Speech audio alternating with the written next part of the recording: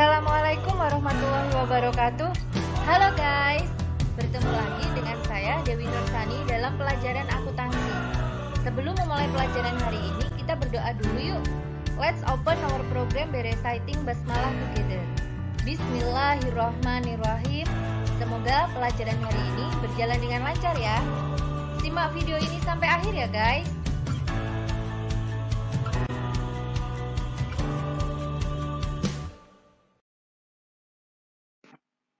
Pada pertemuan kali ini kita akan membahas bagaimana cara membuat jurnal penyesuaian untuk pendapatan diterima di muka. Apa sih yang dimaksud dengan pendapatan diterima di muka? Pendapatan diterima di muka adalah pendapatan perusahaan yang akan diperoleh di beberapa periode, namun sudah diterima semuanya di awal periode. Saya beri contoh, misalnya perusahaan itu menyewakan sebuah ruangan misalnya. Nah, sewa ruangan per bulan itu 100.000, Juli 100.000, Agustus 100.000, September 100.000, Oktober 100.000, dan November 100.000.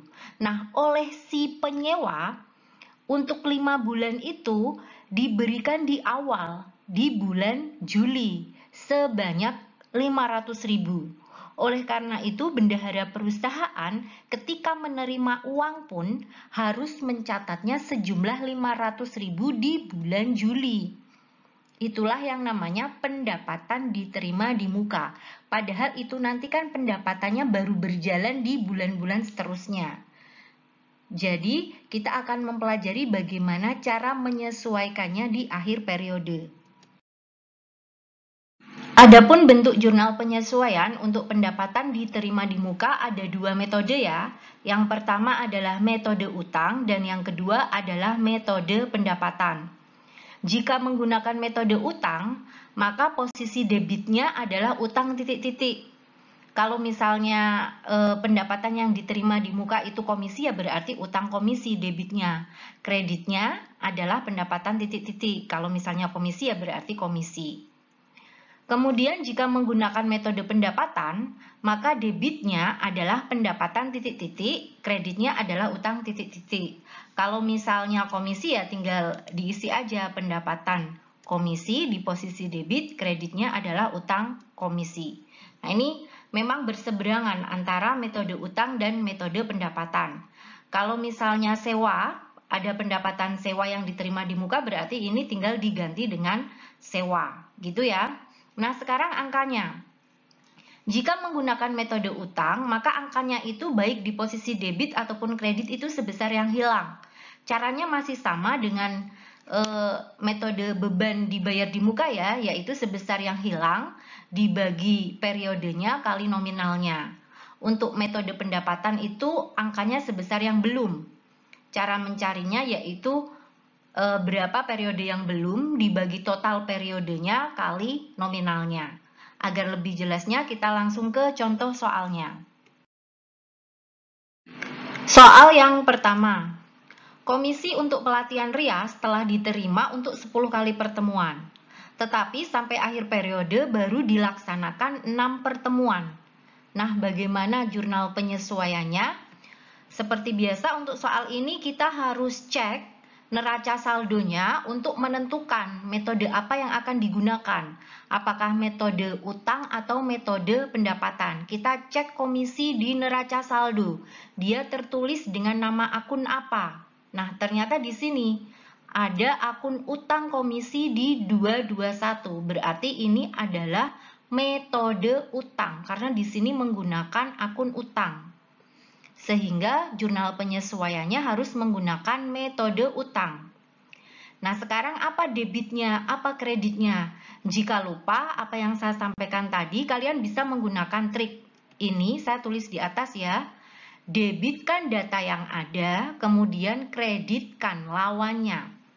Nah, data yang ada apa? Data yang ada kita debitkan nih, utang komisi. Nah, utang komisi ini berarti kita langsung catat di posisi debit.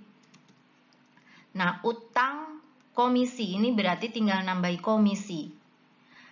Kemudian kreditnya apa nih? Kreditkan lawannya. Lawan dari utang komisi ini adalah pendapatan komisi. Nah, saya tulis di sini. pendapatan komisi. Nah, sekarang tinggal angkanya, yaitu sebesar yang hilang atau yang sudah dilewati. Nah, berapa yang sudah dilewati, yang sudah dilaksanakan? Yang sudah dilewati atau dilaksanakan 6 pertemuan. Berarti yang sudah hilang itu, hilang 6 ini dibagi masanya ini 10 kali nominalnya. Nominalnya berapa ini? 3 juta. Nah, berarti saya tulis di sini 6/10 kali 3 juta hasilnya adalah 1.800.000. Saya tulis di sini debitnya 1.800.000, kreditnya juga 1.800.000. Soal tipe yang kedua, pendapatan sewa baju untuk masa 1 tahun diterima di awal bulan Oktober 2021. Nah, untuk membuat jurnal penyesuaiannya, sama kita harus cek di neraca saldo menggunakan akun apa pendapatan sewa baju ini. Menggunakan utang atau pendapatan, kita cari. Nah, ternyata ada di sini. Maka untuk membuat jurnal penyesuaiannya, kita menggunakan metode pendapatan. Karena di sini dicatat menggunakan metode pendapatan. Nah, bagaimana caranya? Debitnya adalah data yang ada. Data yang ada, pendapatan sewa baju ini langsung kita taruh di posisi debit. Nah, pendapatan sewa baju, tinggal nambahi sewa baju. Kreditnya adalah lawannya. Lawan dari pendapatan sewa baju itu adalah utang sewa baju. Nah, kita tulis di sini. Angkanya nih, angkanya sebesar yang belum. Berapa yang belum? Kita cek. Pendapatan sewa baju ini untuk 1 tahun, diterima di awal Oktober, dan sekarang posisi kita ada di 31 Desember. Berarti dari Oktober sampai Desember, Oktober, November, Desember, 3 bulan, itu sudah dilewati. Berarti yang belum dilewati berapa? Yang belum dilewati berarti 12 dikurangi 3, yaitu sebesar 9.